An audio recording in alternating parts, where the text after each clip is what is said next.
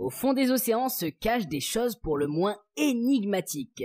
Cités englouties, créatures terrifiantes et phénomènes étranges ne demandant qu'à être élucidés. Aujourd'hui, nous allons vous emmener à découvrir les secrets les plus terrifiants sur l'océan. Lâchez des pouces bleus juste en dessous de la vidéo, abonnez-vous à notre chaîne et let's go à l'exploration de ces secrets. Lorsqu'on parle de cités sous-marines, beaucoup pensent souvent à l'Atlantide. Vous savez, Atlantide, cette île issue de la mythologie grecque qui se serait littéralement fait engloutir par la mer. Cependant, malgré les nombreuses hypothèses et théories proposées au fil du temps, peu d'entre elles sont convaincantes.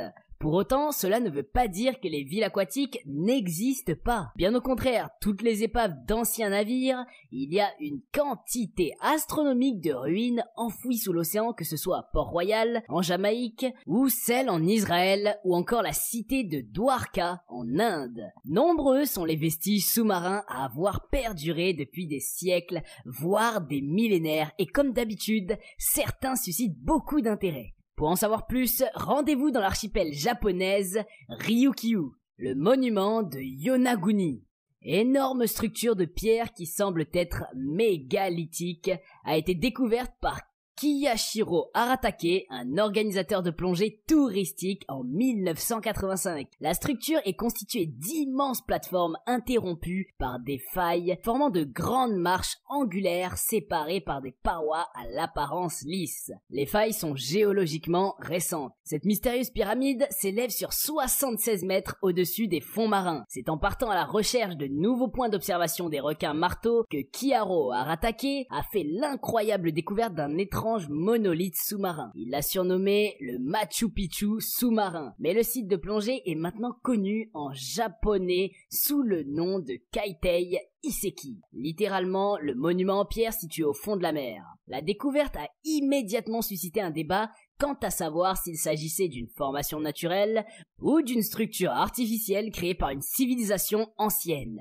Selon l'archéologue Masaki Kimura, ce monument servait à la fois de château et de temple, et il soutient aussi que c'est un monument créé par l'homme, et à vrai dire son affirmation tient plutôt la route. La présence des escaliers à angle droit, la forme générale de la structure ainsi que les arches et creux répertoriés font partie des éléments qui interpellent les chercheurs. Cette ruine aurait-elle appartenu à une ancienne civilisation ? En partant de ce constat, le peuple à l'origine de ce monument aura logiquement vécu il y a plus de 2000 ans, lorsque le niveau de la mer était bien plus bas que ce qu'elle en est aujourd'hui. Voilà, personne ne sait d'où provient cette soi-disant communauté, ce qui laisse libre cours à l'imagination des plus sceptiques. Entre humains, extraterrestres ou dame nature, le mystère reste entier. On peut aussi citer les cités grecques submergées de Pavlopétrie et la cité sous-marine d'Héracléon en Égypte. S'il y a bien une zone océanique dont vous avez forcément entendu parler, ce sont les abysses, notamment réputés pour leur profondeur vertigineuse.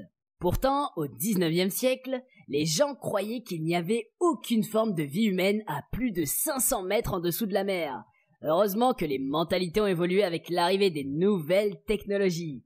En 2012, le réalisateur James Cameron devient le premier homme à explorer en solitaire les sites les plus profonds de la croûte terrestre, situés à près de 11 km sous la surface de l'eau.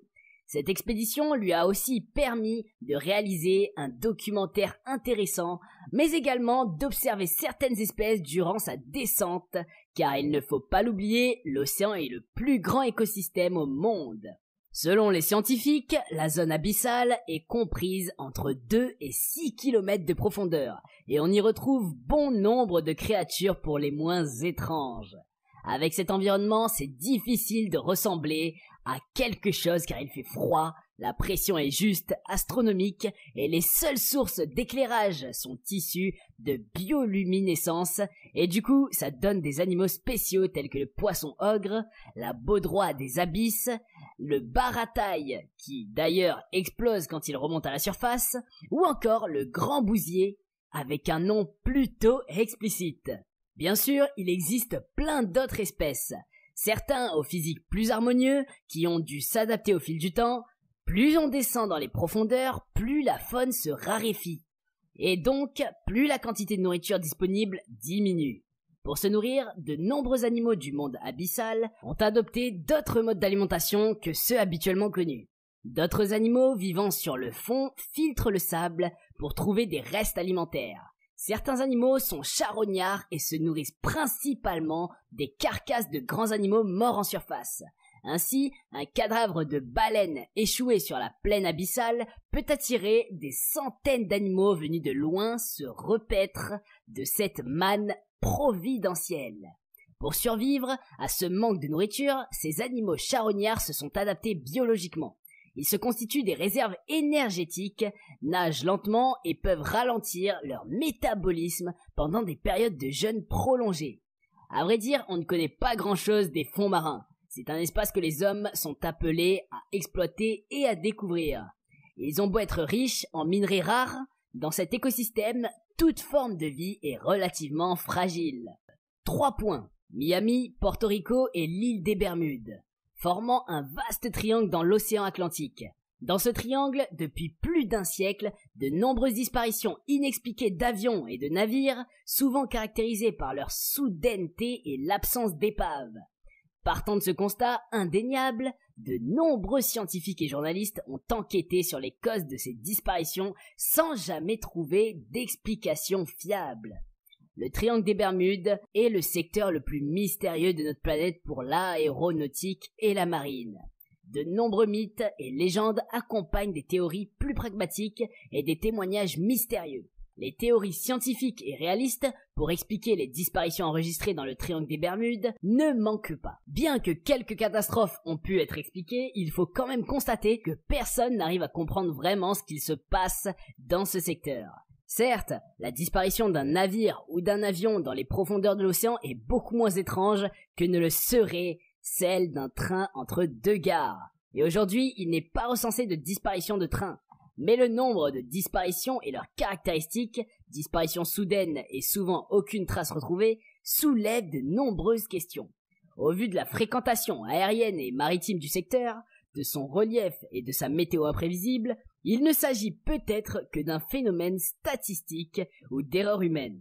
Mais le triangle des Bermudes a sans conteste des caractéristiques magnétiques peu communes qui peuvent perturber les instruments ou faire perdre le nord à un pilote. À quoi sont dues les perturbations magnétiques régulièrement enregistrées? Et puis, phénomène rare sur Terre. Dans ce secteur, le nord vrai et le nord magnétique sont alignés. Le danger pourrait venir aussi des fonds marins, qui éjecteraient des gaz qui mettraient en péril navires et avions. L'atmosphère pourrait aussi devenir menaçante si elle est proie à l'effet Hutchinson. Les mythes et les légendes proviennent directement de l'imagination et des croyances des humains. Il s'agit parfois de très vieilles histoires qui remontent à la surface du monde moderne parce que l'on a fait une découverte étrange ou peut-être parce que l'on s'intéresse aujourd'hui un peu plus à ce qu'écrivaient nos anciens. La légende de l'Atlantide existe depuis plus de 2000 ans sans que personne n'ait pu prouver l'existence de ce monde. Voilà pourquoi, après des découvertes étonnantes de plongeurs près des Bermudes, le mystérieux monde de l'Atlantide est parfois évoqué pour expliquer les disparitions d'avions et de navires dans ce secteur. Il n'est pas nécessaire de croire à un mythe ou une légende pour comprendre que ces histoires fournissent des détails très intéressants sur la perception qu'a l'homme d'un phénomène inexpliqué ou mal connu. Dans le cas du triangle des Bermudes, le mythe du trou spatio-temporel, par exemple, permet de visualiser à quel point les disparitions d'avions et de navires sont soudaines. Loin de n'être que pure divagation, les mythes et légendes ont souvent des racines réalistes. Parfois, un phénomène qui existe est transposé en un lieu où il n'est pas prouvé qu'il puisse exister. De même, certains fondements peuvent ne pas être admis par la communauté scientifique, mais pas démentis non plus. La présence d'une vie intelligente sur une autre planète est possible, et cette vie a peut-être trouvé le moyen d'atteindre la Terre et occasionnerait quelques troubles près des Bermudes. Qui sait, des scientifiques de divers endroits du monde ont enregistré plusieurs sons très inhabituels dans les océans. Ces sons proviennent-ils d'énormes formes de vie tapies dans l'obscurité inexplorée des profonds océans terrestres, ou peut-être d'autres choses? Quelque chose est là en dessous et les experts ne savent pas ce que c'est. Tous ces sons n'ont rien en commun et ils restent inexpliqués. Le plop. En 1997, des microphones sous-marins ont capturé dans l'océan Pacifique un son puissant et inhabituel qu'on a décrit comme un plop. Bien que les plops figurent parmi les sons les plus forts jamais enregistrés dans les océans terrestres, leur origine demeure inconnue. Ce son plop a été identifié à plusieurs occasions au large de la côte sud de l'Amérique du Sud et il était audible à 5000 km de là. Ce son possède des similitudes avec ceux vocalisés par des organismes vivants. Mais les chercheurs disent que même une baleine bleue n'est pas suffisamment grosse pour reproduire un son aussi fort. En fait, aucune créature connue sur Terre ne peut créer ce son, disent les scientifiques. Écoutez le son.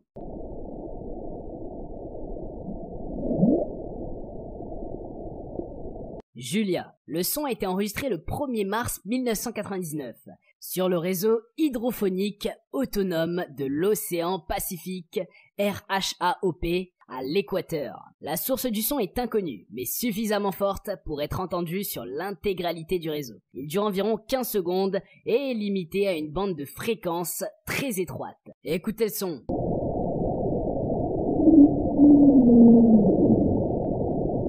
Sifflement. Ce son a été enregistré le 7 juillet 1997, toujours par le même réseau. L'origine du signal est inconnue et il n'a été détecté sur aucun autre hydrophone. La bande d'énergie entre 1 et 6 Hz fait penser au raclement d'un mouillage dans des courants entre deux eaux. Écoutez le son.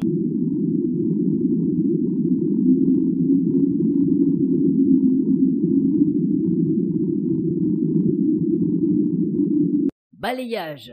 Ce son était présent quand le PMEL, Laboratoire de l'environnement marin du Pacifique de la NOAA, enregistrait SOSUS, Sound Surveillance System, le réseau hydrophonique, en août 1991. Il consiste en un long train de sons de balayage à bande étroite d'une durée chacune de plusieurs secondes. Le niveau de la source est assez élevé pour être enregistré dans tout le Pacifique. Il semble être saisonnier avec des pics en général au printemps et à l'automne, mais on ne sait si c'est dû à des changements de la source ou au changement de saison quant à sa propagation dans l'environnement. Écoutez le son.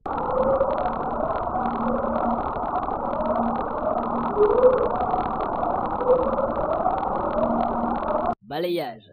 Selon les scientifiques, certains sons peuvent avoir des origines directes et on peut les relier à la météo et au courant océanique. On a d'abord pensé que le son de balayage était biologique, peut-être produit par des rorquals.